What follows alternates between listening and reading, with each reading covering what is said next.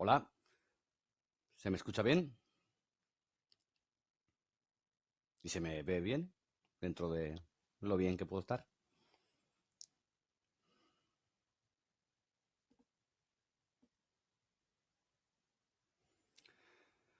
Hola, hola.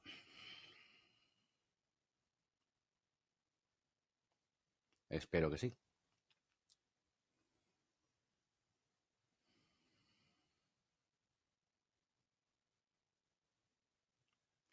Y gracias, Emanuel. ¿Y el vídeo se ve bien? La cámara no es muy buena, pero... Ah, fantástico. Bueno, ahora mismo tenemos 20 personas viendo el vídeo, si os parece. Llevamos, nada, un minuto. Esperamos a que se incorpore más gente y empezamos. Estoy a vuestra disposición.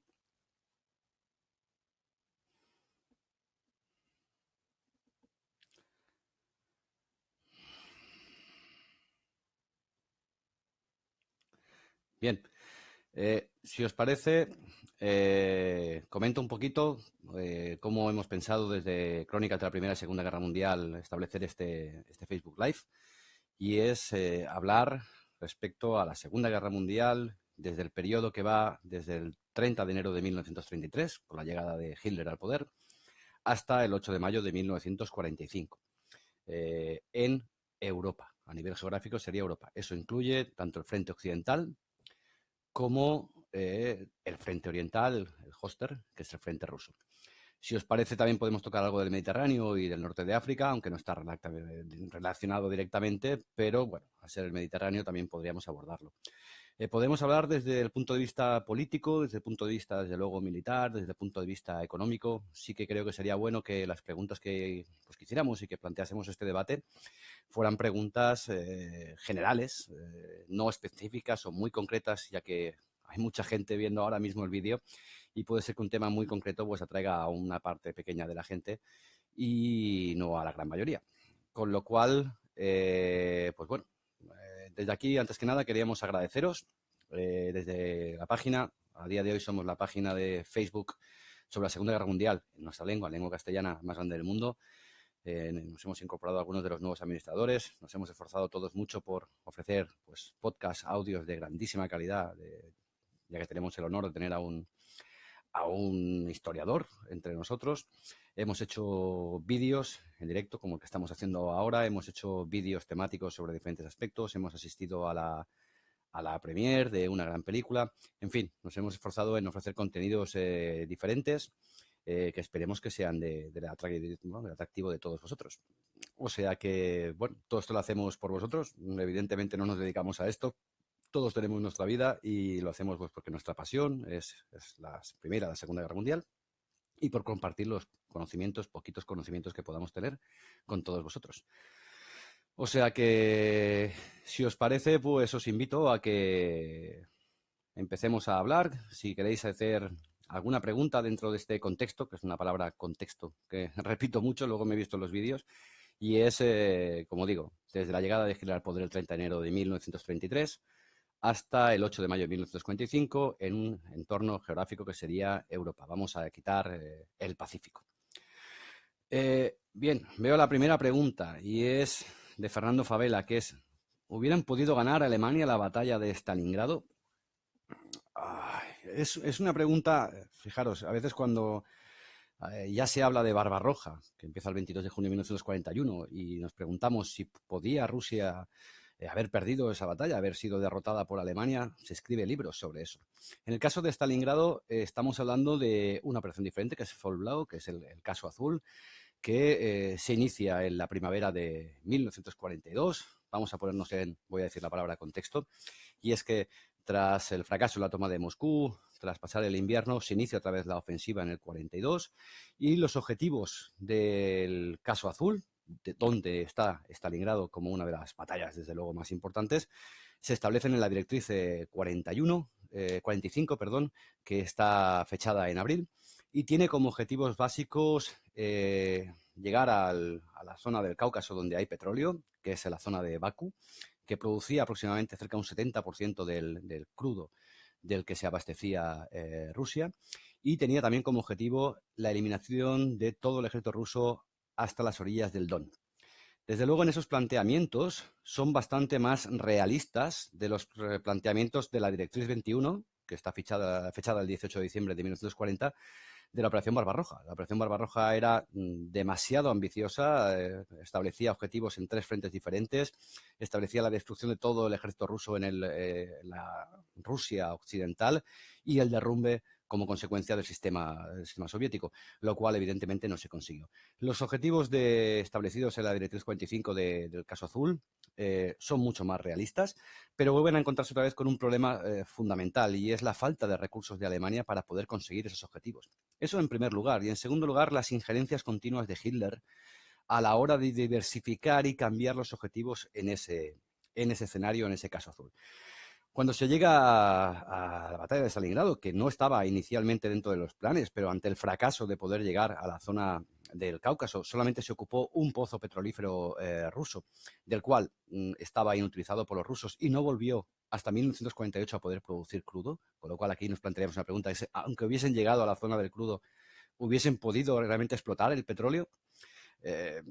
Posiblemente no, pero ante la imposibilidad de ese grupo de ejércitos, el sexto ejército de Paulus se dirige hacia Stalingrado, que tiene una importancia, en primer lugar, política, ya que tiene el nombre de Stalin, y en segundo lugar tiene una importancia de que es un nudo de comunicaciones, ya que pasa el río Volga, de donde se extrae el crudo del Cáucaso. Entonces, podía haber ganado Alemania esa batalla. Nos volvimos a encontrar con un problema parecido al de la toma de Moscú, y es que las líneas de abastecimiento eran extremadamente largas, era muy difícil proveer al ejército de las cantidades. Pensemos en un ejército cerca de 700.000 personas de todas las nacionalidades, porque había evidentemente españoles, había rumanos y había alemanes. Estaba también una parte del octavo ejército, no solamente el sexto ejército de Paulus. Las líneas de abastecimiento eran muy complicadas de abastecer. La resistencia a través de la otra orilla del Volga era férrea, y había en este caso la imposibilidad de hacer la típica maniobra de pinza alemana y generar un Keisel, una bolsa, ya que estaba el río Volga. Con lo cual, si me preguntáis desde mi punto de vista, es que Stalingrado no debería haber sido un objetivo militar. Se dividieron en 2 partes las ramas de la operación, se debilitó extremadamente las fuerzas, y además, cuando von Manstein, a través del grupo de ejércitos de la Operación Tormenta de Invierno, intenta rescatar al sexto ejército de Paulus, que queda estancado a pesar de haber ocupado el 90% de Stalingrado. Hitler rechaza la orden de romper el cerco de Paulus, que la tuvo en noviembre de 1942. Recordemos que la batalla de Stalingrado acaba el 2 de febrero de 1943. Rechaza la orden, lo nombra mariscal, en una clara incitación al suicidio, y lo que hace es que condena al sexto ejército a ser derrotado. Yo sinceramente creo que no podía haber ganado Stalingrado, pero es que no debería haber ido a Stalingrado. No era un objetivo principal, fue una variación, una injerencia de Hitler, como tantas otras que en los últimos años de guerra se repetirían, y por lo tanto no lo veo viable. Como siempre, le faltaban recursos para ese objetivo. Esa es mi opinión. Bien, tengo un montón de preguntas ahora. Vamos a ver. Tengo otra. Me vais a permitir, pero en algunos casos no voy a poder contestar a todas, porque ahora veo muchas, perdonad. Bien. Hablamos de encuentro fascinante de Rodrigo Herrera, la resistencia del ejército finlandés en la Segunda Guerra. Bien, estamos hablando de la resistencia de la guerra de invierno, llamada así, donde un ejército ruso muy superior en tropas a un ejército finlandés se enfrenta sufriendo grandes bajas. Al final se llega a un acuerdo y se llega a la rendición, pero es la muestra que invita a Hitler a reforzar más su creencia de que realmente el ejército ruso es un ejército débil, que tal como él decía es un gigante con pies de barro, y que tal como le dijo a sus generales en el 40, solo había que tirar la puerta abajo y el resto del edificio se caería. ¿Por qué resistió tanto el ejército finlandés? En primer lugar, porque estaba más adaptado al medio.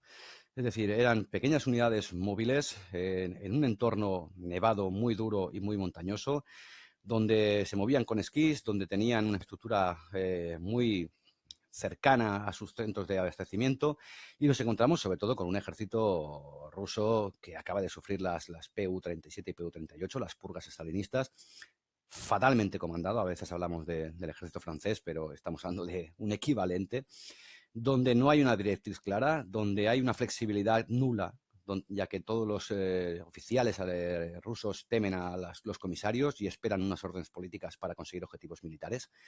Y en eso se enfrascan en una guerra con unas bajas cercanas a las 300.000 soldados ante un país muy pequeño. Con lo cual yo hablaría de, en primer lugar, la adaptación al medio, en segundo lugar, la resistencia por la lucha por su país, un frente pequeño, estrecho, no un gran frente donde la gran masa puede entrar por diferentes sitios, y también hablaría, desde luego, de la ineficacia absoluta en los oficiales y la poca moral combativa que tenía el ejército ruso en esas fechas.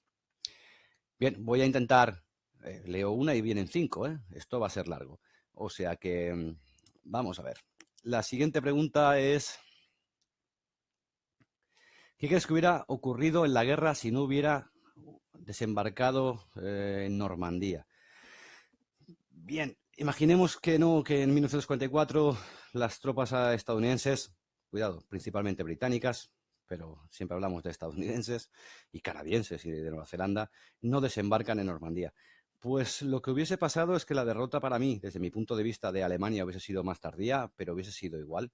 Y desde luego, hasta llegar a los Pirineos, yo creo que Stalin no se hubiese parado, ya que no tenía un contrapeso. Y desde luego Gran Bretaña no lo era.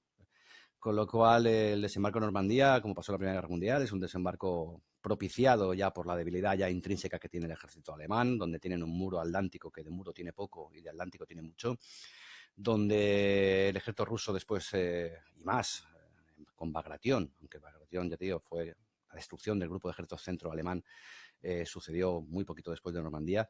Yo creo que Stalin hubiese conquistado desde luego Alemania y no se hubiese parado ahí.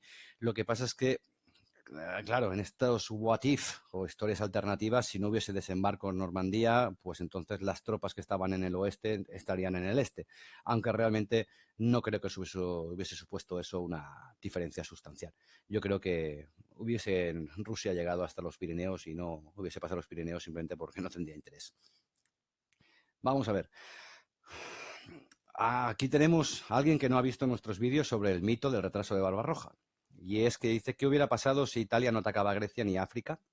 Y por lo tanto la operación Barbarroja no se retrasa. Sabéis que es una de mis debilidades el tema de los mitos, y uno de los mitos más frecuentes es eso, la operación Marita o el retraso de Barbarroja. Hay vídeo en la página que hemos hecho sobre el retraso de Barbarroja, lo cual no es cierto. Es decir, aunque no hubiese las 7 divisiones que se desplazaron a los Balcanes y a Grecia en ayuda de Mussolini, se hubiesen desplazado allí, que luego se juntaron y se anexionaron al grupo de Ejército Sur, no hubiese habido una variación en la fecha, ya que por temas, dos aspectos climatológicos, las fuertes lluvias en primavera, debido también después al deshielo rápido que hubo en el invierno, y los problemas logísticos en el transporte. Pensemos que hay que transportar desde el frente occidental al frente oriental cerca de 3 millones de soldados, y eso General Bonzomas, que era uno de los responsables de logística, lo comentó. La fecha que estaba fijada era para el 15 de mayo, tenían que estar los preparativos para poder desplazarse al frente y luego iniciar la invasión. Hablamos de que fue el 21 de junio. No hubo retraso debido al desvío de tropas hacia los Balcanes. Ese sería un poco el resumen. Vamos a ver otra.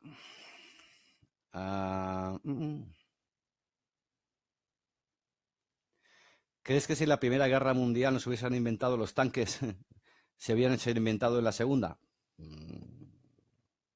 Sí, pero no puedo cambiar porque sería un punto de inflexión en la historia que lo cambiaríamos. Pero sí, la caballería quedaba desfasada porque también recordemos que la aparición del tanque está propiciada por la necesidad de un vehículo capaz de ser móvil y defensivo para romper la guerra defensiva estática de trincheras de la Primera Guerra Mundial.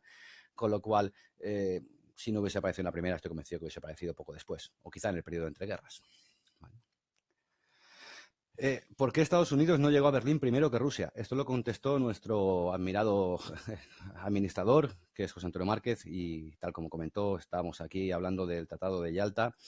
Eh, Me gustaría añadir una cosa, y es que los rusos llegaron a Berlín antes que los americanos por una cuestión política de prestigio, por los tratados de Yalta, pero también es cierto que yo recuerdo que haber leído que Roosevelt le envió una carta diciendo que Berlín no era un objetivo de interés estratégico e invitaba a Stalin a poder unir los dos ejércitos y cercar Berlín cerca de la zona de Dresden.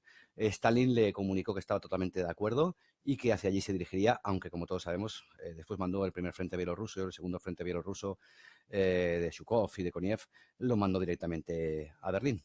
¿Por qué? Pues porque Stalin era un paranoico y aparte ya tenía decidido que él iba a ser el primero en entrar en Berlín. Bien. Eh, mm, mm. Aquí hablamos de... Aquí hay una buena pregunta, y es que ¿crees que una de las causas de la derrota de los alemanes fue su organización militar, a diferencia de organización militar de los aliados? Si hablar de por qué fracasó Barbarroja, podemos escribir libros, imaginaros hablar de por qué perdió Alemania. Podríamos escribir enciclopedias. Su organización militar o la estructura, jerarquía militar que tenía Alemania fue en cierta parte, desde mi punto de vista, la estructura que permitió el liderazgo de Hitler. No olvidemos que Hitler llega en el 33, el 30 de enero, y mantiene durante toda la guerra el liderazgo, a pesar de encontrarse con un pueblo que le apoyaba, pero no olvidemos que ganó con un 32%, 32, 33% de la votación. No tenía un apoyo popular al inicio total, ni absoluto, eso no es cierto. Fue elegido, vamos a llamar democráticamente, aunque con las SA en la calle eso es difícil, pero legalmente fue debido sobre todo a von Papen, que a un acuerdo en el Parlamento alemán, pero mantuvo su liderazgo a pesar de todo lo que pasó durante todo el conflicto. En parte, ¿por qué? Porque duplicaba las estructuras gubernamentales y la jerarquía militar. Creó la SS, creó la Wehrmacht. Vemos un ejemplo claro en cuando hice una vez una pregunta yo de ¿quién es el número 2 de Hitler? ¿O quién era el número 2 de Hitler? Algo que en principio debería ser fácil, no es fácil de contestar, porque hubo muchos números 2. Hubo a veces varios números 2. Si empezamos en el principio, cuando llega al poder, sería Rudolf Hess, luego podríamos hablar de Goering, podríamos hablar de Himmler, podríamos hablar al final de Bormann, y esa fue su gran habilidad, que era dividir y hacer competir a diferentes estamentos para así mantener el liderazgo. Esa estructura era muy poco eficiente, generaba conflicto interno, competitividad, pero a la vez conflicto interno. No olvidemos que teníamos una jerarquía militar que era prusiana y que antes de la guerra estaba absolutamente en contra. Teníamos a Fritz y a Blumberg, dos generales, a los que confabuló para poder eliminarlos. A uno lo acusó de ser homosexual, que no lo era, y a otro lo acusó por haberse casado con una prostituta. Y con eso eliminó el generalato, digamos, prusiano y consiguió el apoyo de gente como Keitel o como Halder, que eran realmente burócratas seguidistas, pero con un nivel, desde luego, a nivel militar muchísimo menor.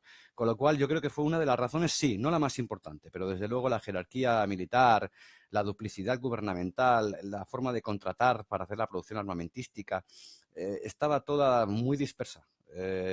¿Para qué? Para mantener siempre One Reich, One Führer, One Deutschland, un Führer por encima de todos. Vamos a ver. Aquí hay Carlos Ernesto concuerda, dice que nunca se debió invadir Stalingrado. Gracias. El sexto ejército de Pablo debería haberse limitado a defender la retaguardia del sexto ejército de Lis, que iba a Bakú.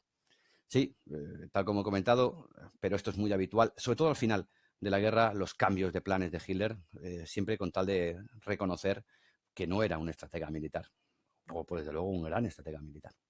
Bien, vamos a hacer otra pregunta y es, aquí pone si Japón le hubiese declarado la guerra a Estados Unidos. Estamos hablando de el frente europeo, con lo cual voy a elidir esta pregunta. Luego vuelvo a tener la misma pregunta y en tu opinión, ¿qué tan determinante fue la batalla de Malta y la operación Pedestal para el resultado del frente africano? Mira, en mi opinión, Malta, la ciudad más bombardeada durante más tiempo de toda la guerra, más que Varsovia, más que Leningrado. Eh, Malta era fácilmente conquistable en 1940. Era fácilmente conquistable en 1940. Fue un error estratégico, pero es consecuencia de la filosofía o de la creencia de Hitler de que el frente africano o el Mediterráneo no era un frente importante.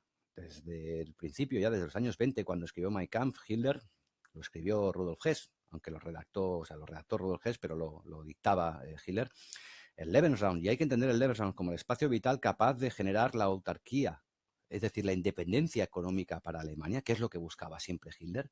Ese espacio vital que le iba a dar esos recursos, el trigo de Ucrania, el petróleo del Cáucaso, que iba a convertir a Alemania en una potencia mundial independiente, que era ajena y totalmente inmune a un bloqueo marítimo como pasó la Primera Guerra Mundial, eso estaba en el este. Él siempre buscó esto, con lo cual el frente africano nunca fue para él una prioridad. Descartó, por ejemplo, en el memorándum que hizo Jodl sobre la estrategia periférica, que aunque lo hizo él, pero no lo apoyó, sobre todo lo apoyaba Donitz, él nunca se centró en ese frente. ¿Por qué? Porque el frente africano podía darles grandes ventajas si controlaba Suez y si controlaba el Gibraltar, que hablamos de la Operación Fénix, podía cerrar el Mediterráneo y con ello estrangular una de las vías principales de Gran Bretaña. Pero eso requería tiempo. Y el tiempo, como he dicho muchas veces, corría siempre en contra de Hitler, ya que el resto de países se armaban a una velocidad que él no podía. Malta era el portaaviones anclado en medio que hubiese servido para romper las líneas de abastecimiento y atacar las líneas de abastecimiento que nutrían a los ejércitos británicos en el norte de África.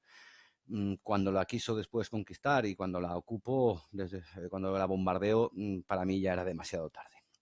Bien.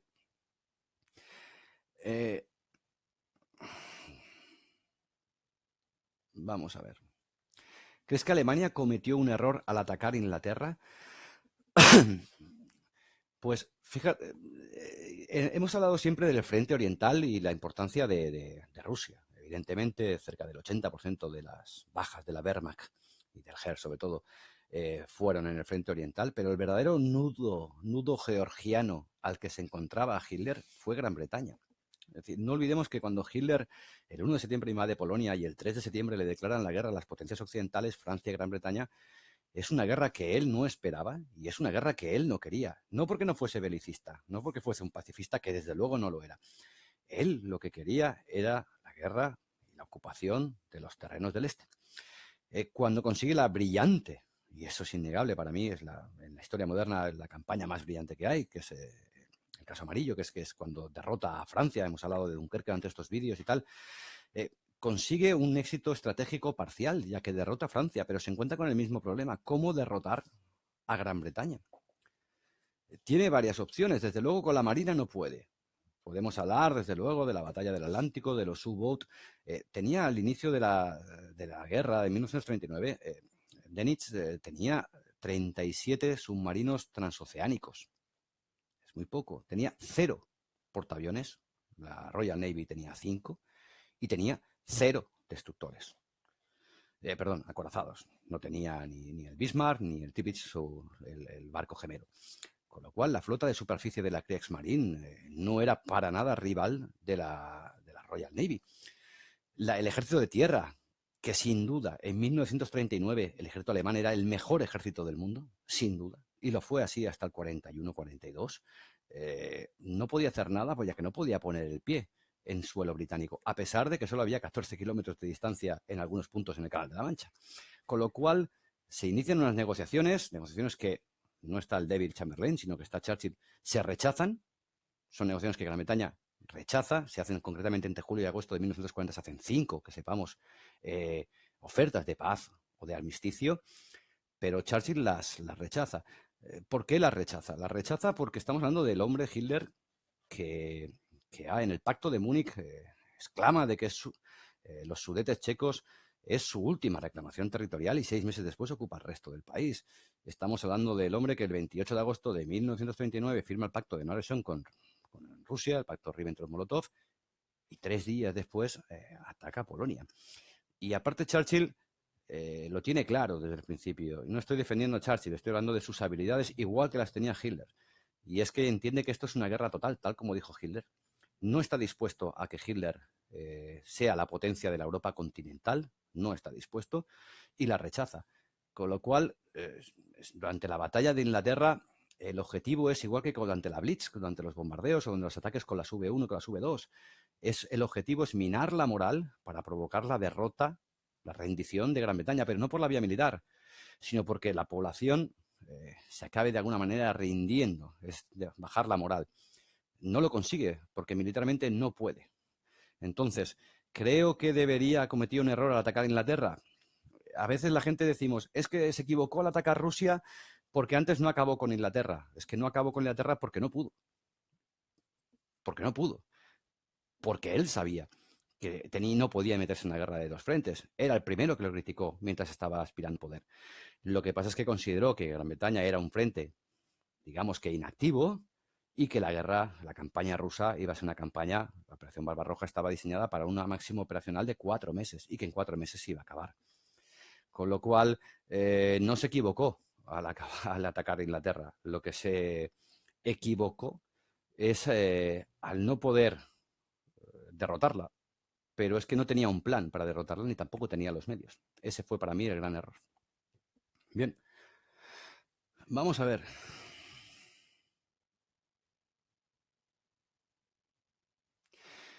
¿Qué crees que hubiese pasado si el ejército alemán hubiese tenido buena intendencia de invierno, ya que muchas bajas alemanas fueron por el frío? Vamos a ver, si vemos la directriz 21, fechada el 18 de diciembre del 40, donde se establece los planes, la directriz de ataque en la Operación Barbarroja, tal como comento, era, si no me equivoco, von Thomas y el departamento de Reichsbank, que se llama, que es el departamento logístico, ya avisó de que cualquier ataque a más de 600 kilómetros del frente sería logísticamente imposible de poder llegar a él o suministrarlo o proveerlo de forma adecuada. Hay antes del ataque del 22 de junio, cuando Alemania ataca a Rusia, hay un acopio de lana. Y el precio de la lana en los mercados internacionales sube, ya que Alemania empieza a comprar toda la lana posible. Sin embargo, esa lana que se compra se utiliza para trajes de invierno, pero en unas cantidades muy limitadas. Estamos hablando de que cerca de 3 millones y pico de hombres, 600.000 extranjeros, inician el ataque a Rusia. ¿Por qué no había ropa de invierno para las tropas alemanas en el frente? Porque las tropas alemanas en el frente no deberían estar combatiendo en invierno. No estaba pensado eso. El ejército alemán tenía que derrotar a todo el ejército ruso y destruir la zona del Dnieper, el Dniester y la parte de Ucrania, y eso provocaría en un plazo de 3 meses la caída del sistema soviético. Con lo cual, en noviembre, en diciembre, no se debería estar combatiendo. Con lo cual, no es un problema de suministros, es que el problema es que fue generado por el gran éxito que tuvo en Francia Hitler, que ahí ya sí que tuvo el apoyo unánime de los oficiales, tanto del OKV y del OKH, y de la población, ya que se ganó el prestigio de genio militar que no era. Pero además, con un criterio racial de superioridad sobre los Untermenschen, que eran los infrahumanos del Este, la campaña en 3-4 meses iba a ser liquidada. Cuando eso no pasó, apareció el problema del invierno. Hemos hecho también un vídeo sobre el invierno. El problema del invierno no fue que apareció el invierno, cada año aparece uno. El del 39, por ejemplo, fue mucho más fuerte que el del 41. El problema es que no deberían estar allí. Debería haber Rusia caído, y no cayó. Y no cayó sin haber recibido el préstamo y arriendo de Estados Unidos. En el 41 solo el 15% de las cantidades de Estados Unidos fueron destinadas a Rusia, el 85% fueron a Gran Bretaña.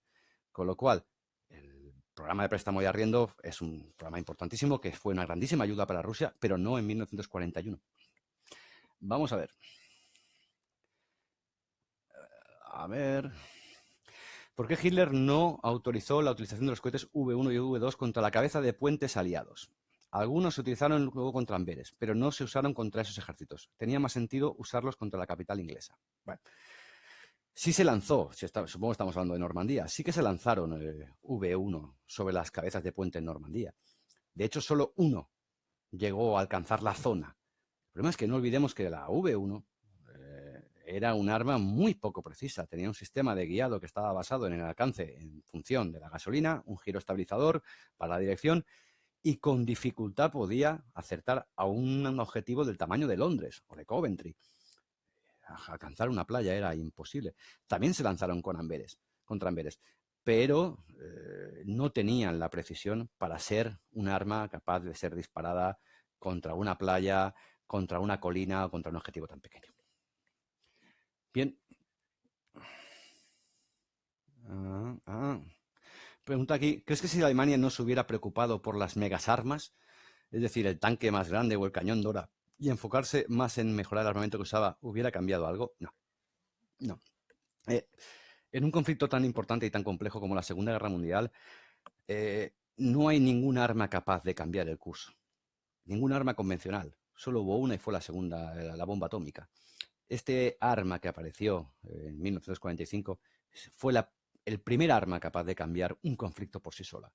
El resto de sistemas de armamentos, sean aviones tan avanzados como el Messerschmitt 262, sean tanques o carros de combates tan grandes como el Maus o grandes cañones como el Dora o el Gustav, eh, no podían haber cambiado nada. Hubo Rommel, y esto mucha gente pues no lo conocemos, no lo conocen, y es que Rommel propuso también, cuando vio que la guerra estaba perdida en el 44, cambiar el sistema de producción y hacer más cañones antitanques y menos tanques.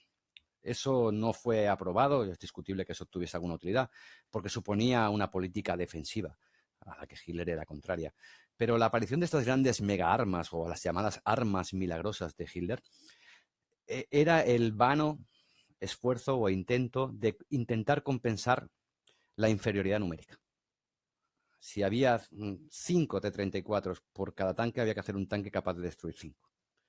Si había 6 aviones en vuelo por cada caza de la Luftwaffe, había que hacer un caza capaz de cargarse 6 cazas.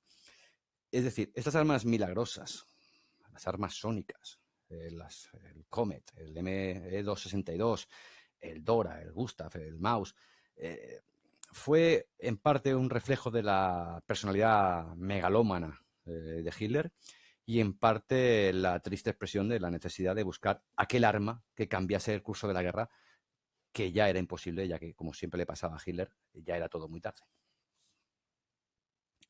Bien, vamos a buscar otra, a ver si encontramos.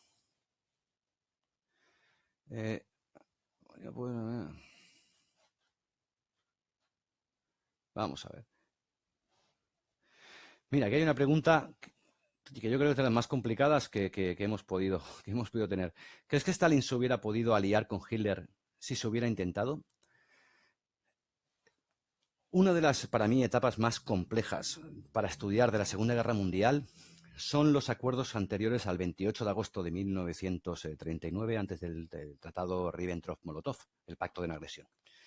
Y lo digo porque durante ese tiempo, desde el fracaso del Tratado de Múnich, se establecen muchas conversaciones entre, sobre todo, Gran Bretaña y Rusia para intentar crear una alianza que frene los pies a Hitler.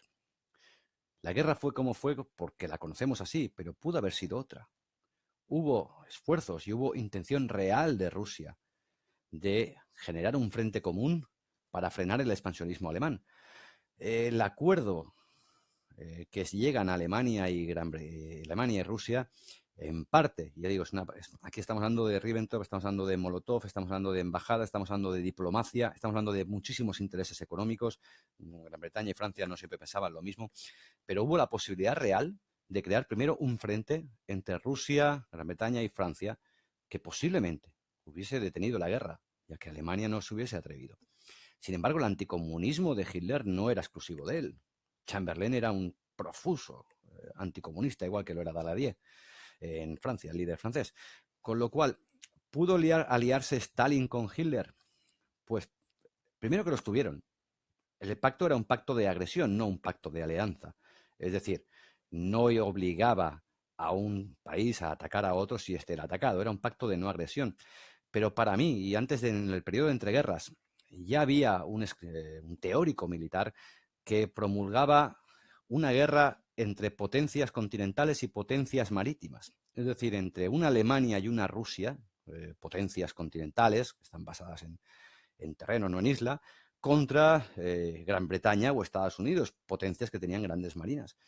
Esa fue una de las posibilidades, porque no olvidemos una cosa, cuando se acaba la batalla de Inglaterra y se empieza a preparar el frente oriental, Hitler hubiese podido reforzar esa alianza, repartirse Europa, como se lo hicieron con la conquista de Polonia y los países bálticos, Hungría, y realmente afianzar una alianza desde Alemania con toda Europa ocupada y Rusia. Si eso hubiese sido así, Estados Unidos hubiese venido a la guerra, no lo sabemos. ¿El problema cuál fue? El problema es que en el objetivo, en la mentalidad, en la ideología de Alemania, Alemania no quería una alianza. Eso no quiere decir que en 2 años pudiese estallar la guerra entre Rusia y Alemania, pero Alemania no quería una alianza. Alemania quería ser la potencia continental de Europa. Se lo merecía, según su ideología, y era justo. Y eso es lo que dificultó el tratado. En mi opinión personal, ¿hubiese podido pasar? Sí. ¿Eso hubiese evitado la guerra? No. La hubiese retrasado. Pero estoy convencido que o el paranoico de Stalin o en muchos casos inepto de Hitler lo hubiesen roto.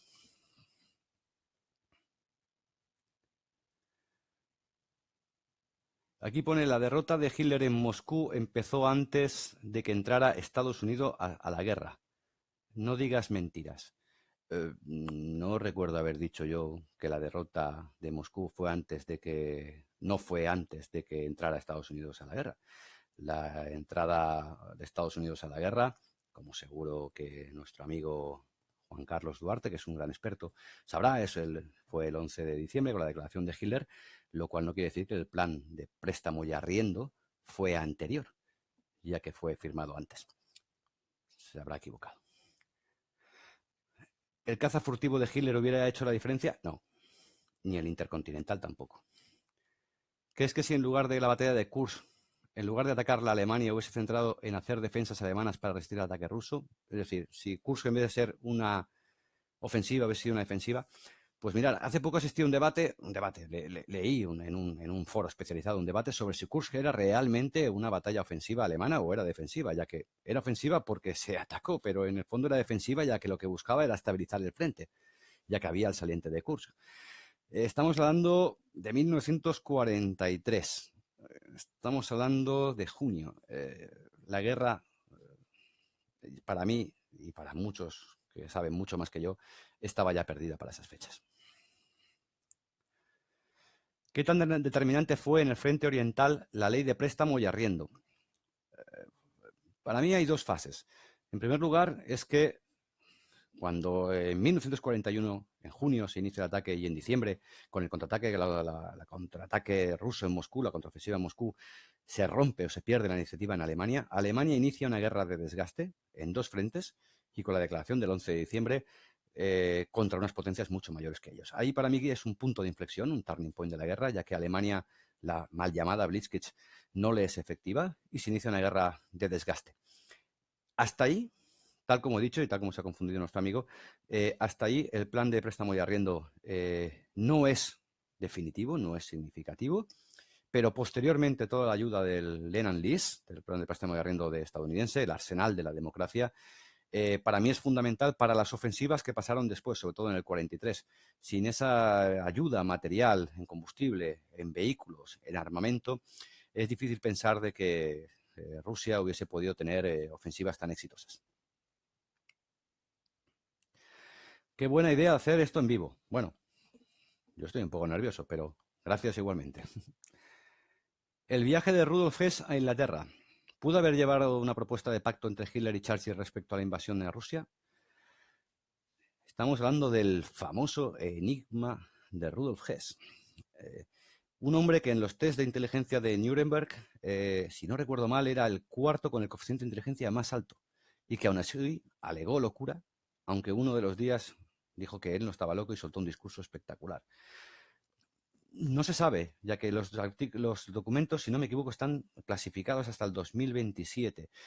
Lo que está claro es que estuvo condenado a cadena perpetua, si no me equivoco, murió con 93 años. No fue condenado por crímenes de guerra, ya que saltó a Gran Bretaña antes de iniciarse la guerra en el este, que es donde se cometieron la gran mayoría de crímenes de guerra. No, es difícil. Yo leí también la entrevista de los juicios de Nuremberg entre Goering, un careo entre Goering y Hess. Hess dice que no recuerda nada. Goering le dice que Messerschmitt le dejó el avión. Él dice que no lo sabe. Mi opinión particular, y es una opinión, porque no podemos hablar de lo que no sabemos, yo creo que Rudolf Hess había perdido gran parte del protagonismo. La cúpula militar había cogido protagonismo. Él no era un militar, aunque tuvo funciones, sobre todo pues, administrativas y en el partido, que están implicadas en la Noche de los Cristales Rotos, por ejemplo, perdió protagonismo. Y La Paz se me antoja difícil creer de que mandasen al número 2 en aquella época en un avión solitario modificado, un Bf-110, a saltar sobre la campiña, a reunirse con un jerarca, varón, aristócrata afín a las ideas nacionalsocialistas para entregarle una propuesta a Churchill de paz. Se me antoja muy complicado. Puede ser que fuese manipulado por los servicios de inteligencia y que eso le dieran un papel y dijeran, ven aquí. Es difícil. La verdad es que no lo conocemos, pero desde luego mi punto de vista, viendo que gente como Von Manstein, por ejemplo, o Guderian, salieron a los 4 días, lo veo muy injusto que estuviese en Spandau, en la cárcel, durante tanto tiempo. Uno de los grandes enigmas. El problema de Alemania fue entrar en muchos frentes. El problema de Alemania era Hitler. Porque, y la gente dirá, no, es que es anti... El otro día me llamaron rojete, hoy supongo que me llamarán, no sé qué me llamarán, pero la gran estrategia, cuándo ataco, cómo ataco, con quién me alío, cuáles son los objetivos estratégicos, siempre estuvo en manos de Hitler. Cuando hablábamos a veces de es que Guderian era un gran estratega, no hubo ningún general estratega. Guderian era un excelente táctico. Rommel, sobre todo a nivel táctico y operacional, pero la estrategia de Alemania fue dirigida siempre por Hitler. Y para mí ese fue uno de los grandes fracasos. Otra cosa es que la excelencia de su ejército le salvase y le otorgase grandes victorias tácticas, pero que rara vez se traducían en victorias estratégicas. Si pensamos bien, desde el principio la guerra estratégicamente se le puso mal a Alemania. Y eso a pesar de que tuvo muchas victorias.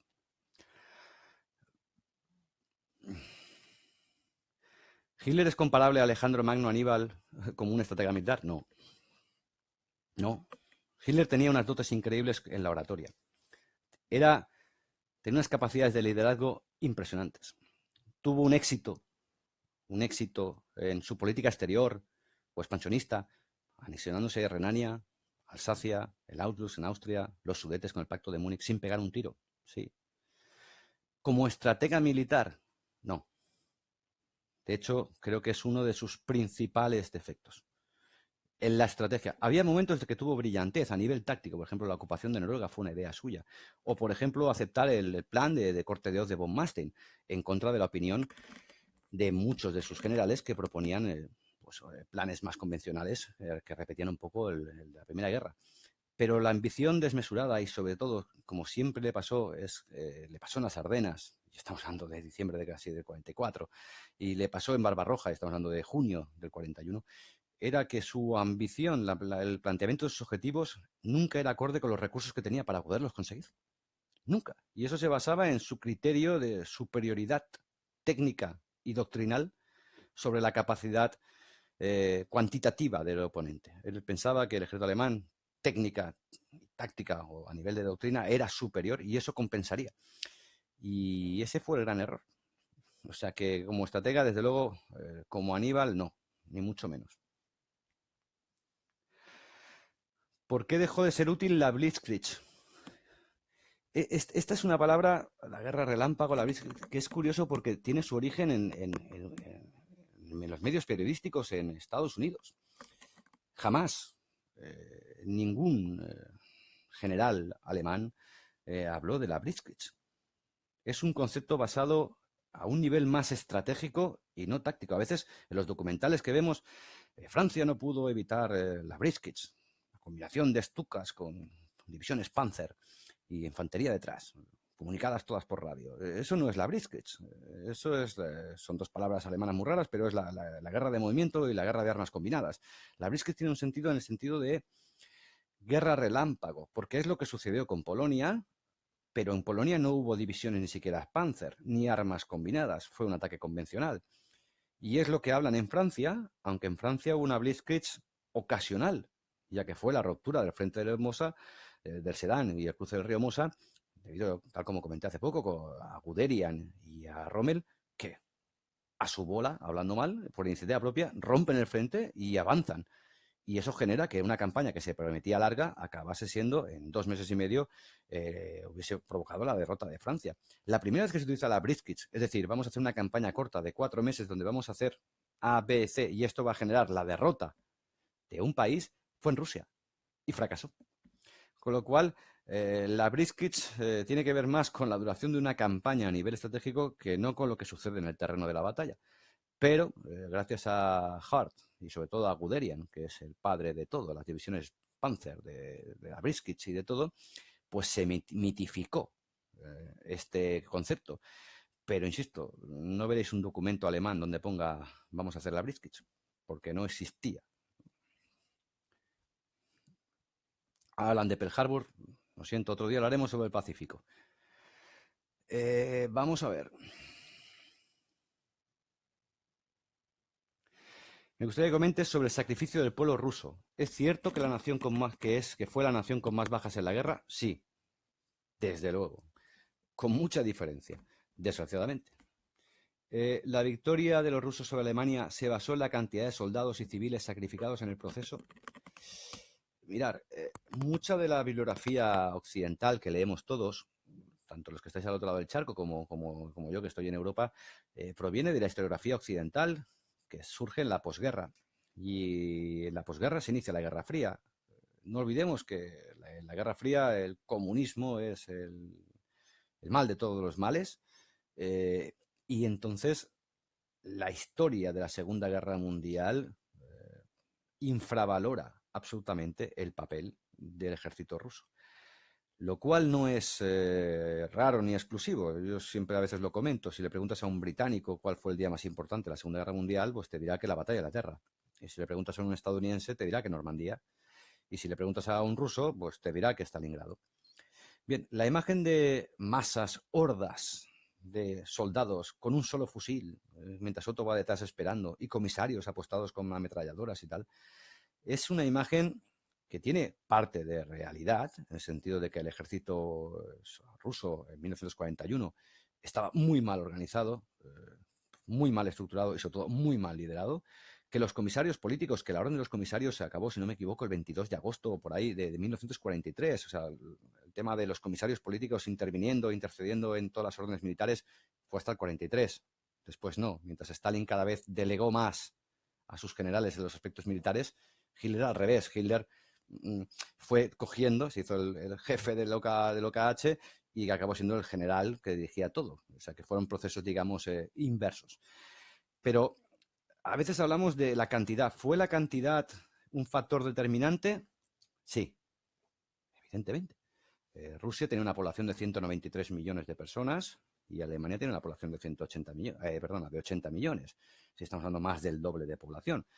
Con lo cual la capacidad de reclutar tropas era mucho mayor. Pero esto Hitler lo sabía. Con lo cual, ¿era mejor el soldado alemán que el soldado ruso? En 1941, 42, y vamos a pillarlo un poco hasta el 43, sí. En 1944 y 1945 el soldado ruso no llegaba a la excelencia de las divisiones blindadas alemanas.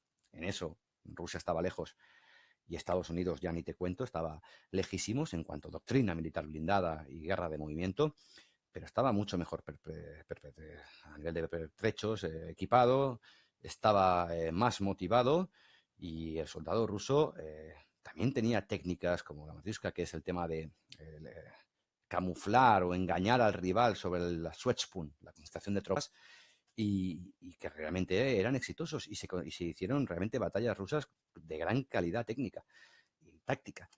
Hay armas también soviéticas excelentes, superiores a las alemanas, como hay alemanas mejores que las rusas. Con lo cual, la cantidad fue fundamental, fue un factor muy importante, pero yo siempre digo lo mismo. En 1941 Rusia levantaba cerca de 3,5 millones más de soldados que los alemanes. Y en cambio fueron absolutamente arrasados en ambos frentes, tanto en Leningrado como en Kiev como en Moscú.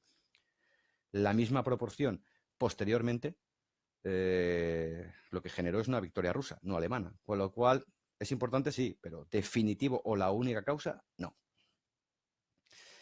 Bien, te felicito por esta charla. Gracias.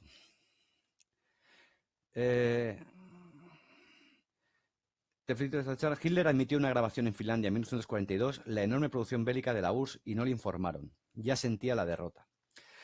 Bueno, esto supongo que es la conversación en la que él habla y dice aquello de me prometisteis que tenían 60 divisiones, hemos destruido 200 y siguen más, o algo así. El trabajo de inteligencia hecho por el Abwehr alemán en Rusia fue nefasto. Y parte de la base, otra vez, de los criterios de superioridad racial en los que partía el ejército y de superioridad técnica y militar.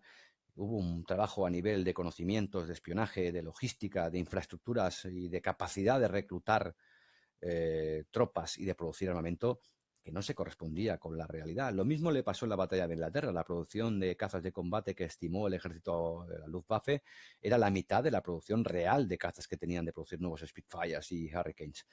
Con lo cual, nunca, y en esto se parece a Japón, que también en Midway lanzó pocos aviones de reconocimiento, esa superioridad realmente fue un problema, ya que subestimaron a Rusia y su capacidad de producción. En 1942 creía Hitler que la guerra estaba perdida. A mí se me antoja complicado. Yo creo que Hitler entendió que la guerra estaba perdida en el 44. Pero en el 42, no olvidemos los grandes avances de verano durante la Operación Azul hacia el Cáucaso, Alemania seguía siendo una potencia combativa. ¿Cómo la Alemania hubiese podido dar la vuelta a la guerra? O sea, que entiendo que ganar. Pues para saber cómo Alemania hubiese podido ganar, tendríamos a lo mejor que preguntarnos cuándo perdió. Así como el concepto de turning point o punto de inflexión en la Primera Guerra Mundial es aplicable a la batalla del Somme o Verdún, ya que se buscaba la batalla decisiva, en la Segunda Guerra Mundial encontrar un punto de inflexión donde dices aquí perdió Alemania es difícil. Todos pensamos en Stalingrado, pero Stalingrado se inicia en 1942, hacia octubre, si no me equivoco, de 1942, y acaba el 2 de febrero del 43. Perdió la batalla, pero la guerra duró 2 años más. O sea que importante sí, definitiva no. Pudo ganar esta guerra, la guerra que se planteó con estas alianzas, con estos objetivos y contra estos enemigos, era muy difícil que Alemania la ganase. Pero como comentábamos antes, una alianza con Rusia. Imaginemos que en Francia se empantana y no consigue en 2 meses eliminarla y se estanca en una guerra de años o 1 año y medio. Alemania hubiese perdido la guerra en meses. Es decir, la guerra pudo haber pasado de muchas maneras, pero desde luego tal como la planteó Hitler o tal como se le planteó a Hitler, no se me ocurren muchas opciones de que Alemania ganase la guerra. Alemania o el eje. No olvidemos que también estaba Italia ahí, a medias. ¿Qué hubiera pasado si la operación Dynamo hubiera fallado y Alemania no dejaba escapar más la oportunidad de Dunkerque? Pues, como sabéis, tuve la oportunidad de ver la película Dunkerque, que me pareció un peliculón, y no creo que sea Dunkerque uno de los puntos de inflexión más importantes de la guerra. No, para mí no es comparable a la batalla de Inglaterra, no es comparable desde luego a Stalingrado o Kursk con todos los matices del mundo, pero sí que fue uno de los turning points, los puntos de inflexión más realizados más pronto, ya que fue la última evacuación de Dunkerque fue el 3 y 4 de junio de 1940, con lo cual estamos hablando del principio de la guerra, hacía menos de un año que había empezado la guerra. ¿Cuáles hubiesen sido las consecuencias si los 338.000 soldados, 220.000 británicos y 120.000 franceses y belgas y holandeses hubiesen sido capturados? Pues militarmente, no olvidemos que Gran Bretaña tenía 7 divisiones en el norte de África, con lo cual no tenía un gran ejército, ni mucho menos. El ejército de tierra no era su ejército fundamental. La Royal Navy y la RAF, la Royal Air Force, eran sus armas principales. Hubiese sido en aquel momento, y esto lo sé porque me tuve que documentar hace poco, creo que las tropas que estaban en la playa de Dunkerque eran el 13% del ejército que tenía en aquel momento Gran Bretaña. Tenía 1.300.000 soldados en el ejército de tierra y había pues, 200.000 en las playas. Yo creo que la principal consecuencia hubiese sido política. Y es que no olvidemos que esto pasa el 3 de junio, pero es que Churchill ha llegado al poder el 10 de mayo. Y es un líder aún frágil. El anterior líder, Chamberlain, tuvo que dimitir dimitir por su política de apaciguamiento en el Tratado de Múnich, que fracasó, y sobre todo por la ocupación de Alemania en Noruega. El Parlamento británico lo hizo dimitir. ¿Qué hubiese pasado si cerca de 200 y pico mil soldados británicos estuviesen en manos de Hitler? La población hubiese presionado, recordemos que esto no era una dictadura, era una república parlamentaria, o monarquía parlamentaria, perdón. ¿Hubiese supuesto la dimisión de Churchill? Pues realmente, si Churchill llega al poder y a los 10 de mayo, ¿a cuánto de junio? 20 días, tiene 200.000 soldados prisioneros, se me antoja complicado ver cómo lo hubiese resuelto. Con lo cual, bueno, es difícil, no, imposible saber qué hubiese pasado, pero creo que políticamente, no tanto militarmente, hubiese sido un punto de inflexión realmente importante de la guerra. A lo mejor sería la guerra diferente o no como la conocemos. Bien. ¿Qué hubiera pasado si Hitler hubiera enviado los tanques a primera hora del día D? Bueno, para eso primero tendría que haber estado despierto, porque estaba durmiendo. Puede parecer una tontería, pero Hitler se dormía tarde y se levantaba tarde. Y es verdad, es cierto de que la comunicación, si no me equivoco, llegó hasta las 11, 12 de la mañana, no le llegó la comunicación. Igualmente, como sabéis, aquí había en el muro atlántico dos filosofías. La de Rundstedt, que prefería mantener divisiones Panzer alejadas de la playa, para que así, ya que desconocían dónde iba a ser el desembarco, poderlas enviar hacia un sitio o hacia otro.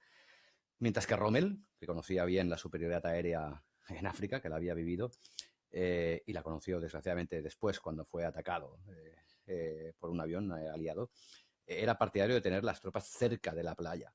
Eso implicaba menos movilidad, pero implicaba que en menos tiempo podían estar disponibles. Para enviar los tanques se enviaron, si no me equivoco, era la 51 División Panzer, o me equivoco, que estaba establecida cerca de París, pero no llegó, ya que la superioridad aérea le dificultó.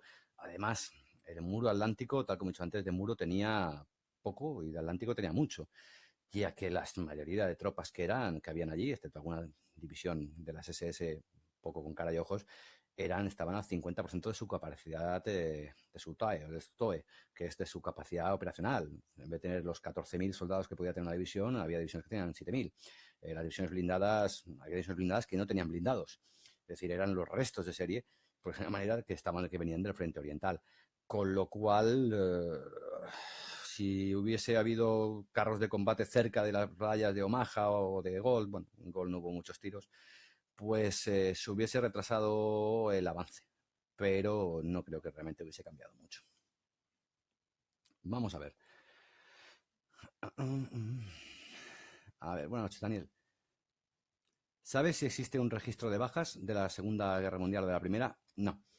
No hay un registro centralizado de las bajas. Las bajas parten de la documentación oficial que tenemos, que hay de los diferentes ejércitos, y también se basan mucho en el censo demográfico y las pirámides de población. Es decir, si antes de la guerra había un censo demográfico que era este y ahora hay otro, pues se ha supuesto que, quitando las causas de muerte natural, ha habido tantas bajas.